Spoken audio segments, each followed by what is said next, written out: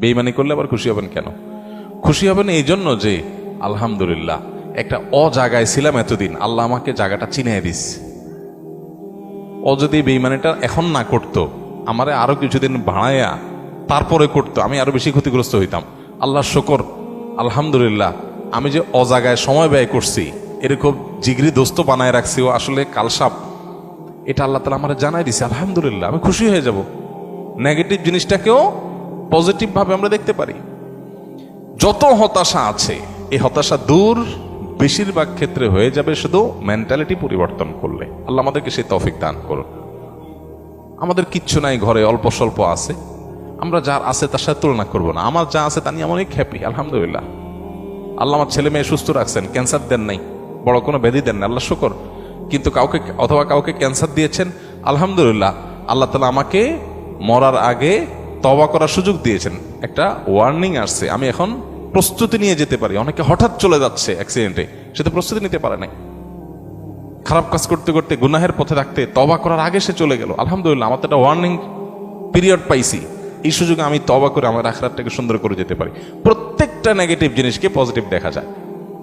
বিশেষ করে আজকালকার যে হতাশা, এগুলো বেশিরভাগই হলো আমাদের অনেক খাই স্বভাবের কারণে। আমরা ভাবখান, আমি এরকম অনেক মানুষ দেখেছি, ব্যক্তিগতভাবে আমি পরিচিত অনেক মানুষের সাথে, নাই ভাই কিচ্ছু নাই, ব্যবসা বাণিজ্য অবস্থা একেবারে খারাপ। এরপরে দেখা গেল ছেলে ফেলে নিয়ে, বাচ্চা কাচ্চা নিয়ে উনি ব্যাংকক গেছে ঘুরতে। ভাই ব্যাংকক গেছেন ঘুরতে, আপনার না খুব অসুবিধা? ভাই এইটা তো 10-20-50 লাখ তো অ্যাকাউন্টে আছেই, এটা তো কোনো ইয়ে না। আমি কোটি কোটি টাকার যে ব্যবসা আছে আমি সেটা কথা বলতেছি, ফ্যাক্টরিগুলো বন্ধ, হান তান, কিন্তু ওনার সব চলতেছে। মানুষের চাহিদা যত বাড়ে সে তত দুঃখী হয়, চাহিদা যত কমে সে তত সুখী হয়। এই জন্যই কানাআত বা অল্পে তুষ্ট থাকার শিক্ষা নবী সাল্লাল্লাহু আলাইহি ওয়াসাল্লাম দিয়েছেন।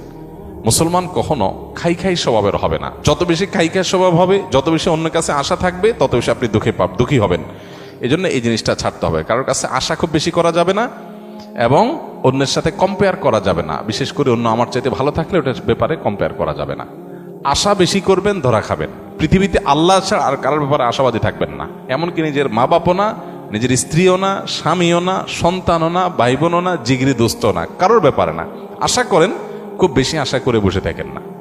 আশা করার পাশাপাশি এটার জন্য প্রস্তুত থাকেন যা আশা করতেছেন তার উল্টাটাও হতে পারে। মোচের তেল দিয়ে গেছেন, অনেক কিছু আশা করতেছেন, যা দেখেন জিরো, হাইসা দিবেন যে আমি তো বোকা ছিলাম, এই জায়গায় আমার নসিবে এটা বরাদ্দ ছিল না, অথচ আমি মোচের তেল দিয়ে আসছি। ফাও, কাঁঠাল খাওয়ার জন্য মোচের তেল দিয়ে আসছি, এসে দেখি কাঁঠালই নেই, কাঁঠাল পুরোটাই নষ্ট। তাহলে আমি অহেতুক একটা প্রস্তুতি নিছি, আমার তকদির এটা ছিল না। তো ইমানদার নিজের জীবনটাকে ইজি করার চেষ্টা করবে, সে সুখী থাকবে ইনশাআল্লাহ তাআলা। আল্লাহ আমাদেরকে তৌফিক দান করুন।